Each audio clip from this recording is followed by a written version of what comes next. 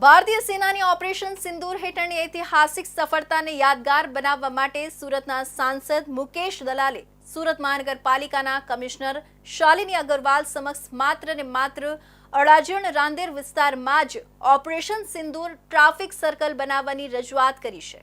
સુરત શહેરમાં ઓપરેશન સિંદૂરના નામે બનેલા ટ્રાફિક સર્કલને લઈને હલચલ મચી ગઈ છે। ભારતીય સેનાની ઐતિહાસિક સફળતા ઓપરેશન સિંદૂરને યાદગાર બનાવવા એક નવા સર્કલના નિર્માણની શરૂઆત તો કરવામાં આવી છે, પરંતુ તે સાથે જ વિવાદો પણ સર્જાઈ રહ્યા છે। સુરતના સાંસદ મુકેશ દલાલે શહેરના મહાનગરપાલિકા કમિશનર શાલિની અગ્રવાલને પત્ર લખી માત્ર અડાજણ રાંદેર વિસ્તારમાં આવા સર્કલ બનાવવા સૂચન કર્યું હતું। ખાસ કરીને ટીપી 13 અડાજણ વિસ્તારમાં આવેલા પ્રાઇમ માર્કેટ પાસે આ સર્કલ બનાવવાની વાત હતી, પરંતુ હવે સામે આવી રહ્યું છે કે સુરતમાં એક જાહેર રોડની વચ્ચે જ વિમાનની પ્રતિકૃતિ સાથે ઓપરેશન સિંદૂરના નામે સર્કલ તૈયાર કરી દેવામાં આવ્યું છે।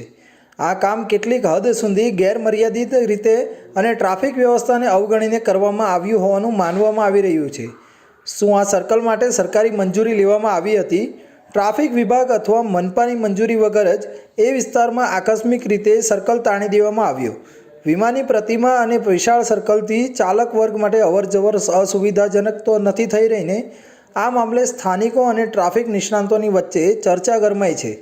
સત્તાવાર રીતે હજુ સુધી મહાનગરપાલિકા તરફથી કોઈ સ્પષ્ટ નિવેદન આપવામાં આવ્યું નથી, પણ જો ખરેખર આ સર્કલ મંજૂરી વિના બનાવાયો હશે તો તે જાહેર વ્યવસ્થા અને શાસન વ્યવસ્થાની ગંભીર અવગણના ગણાશે। ઓપરેશન સિંદૂરની યાદમાં ટ્રાફિક સર્કલ બનાવવાની મનસા સન્માનનીય છે, પરંતુ જાહેર જગ્યાઓ પર આ પ્રકારની રચનાઓ માટે નિયમો અને મંજૂરીની પ્રક્રિયા અત્યંત મહત્વપૂર્ણ છે। નિયમો તોડીને બનાવવામાં આવતી સ્મૃતિ સર્કલો સરાહનીય નથી, વિવાદાસ્પદ બની રહે છે। ઓપરેશન સિંદૂરની યાદગીરી કાયમ માટે રહે, એમાં વપરાયેલા શસ્ત્રોની યાદગીરી કાયમ માટે રહે, તે માટે રાંદેર અડાજણ તરફથી નાગરિકોનો મારી તરફ રજૂઆત આવી હતી કે આ વિસ્તારમાં એક ઓપરેશન સિંદૂર સર્કલ બનાવવામાં આવે, જેમાં આ જે પણ કોઈ શસ્ત્રો વપરાયો હોય એની કલાકૃતિઓ પ્રતિબદ્ધ રૂપે મૂકવામાં આવે, જેથી એની કાયમી યાદ સ્વરૂપ રહી શકે અને આવનારી પેઢી પણ ઓપરેશન સિંદૂરના મિશનને યાદ રાખી શકે। આથી તે માટે મેં રાંદેર અડાજણમાં કેટલાક સ્થળોએ ચકાસણી કરીને જે પ્રોપર લાગતું હોય તે સ્થળે એક ઓપરેશન સિંદૂર સર્કલનું કાયમી ધોરણે નિર્માણ કરવા માટે મેં મ્યુનિસિપલ કમિશનરને એક પત્ર લખ્યો છે। જો એમાં સાંસદશ્રીની ગ્રાન્ટ પણ નીતિ નિયમે અનુસાર વપરાઈ શકતી હોય તેમાં હું ગ્રાન્ટ આપવા પણ તૈયાર છું।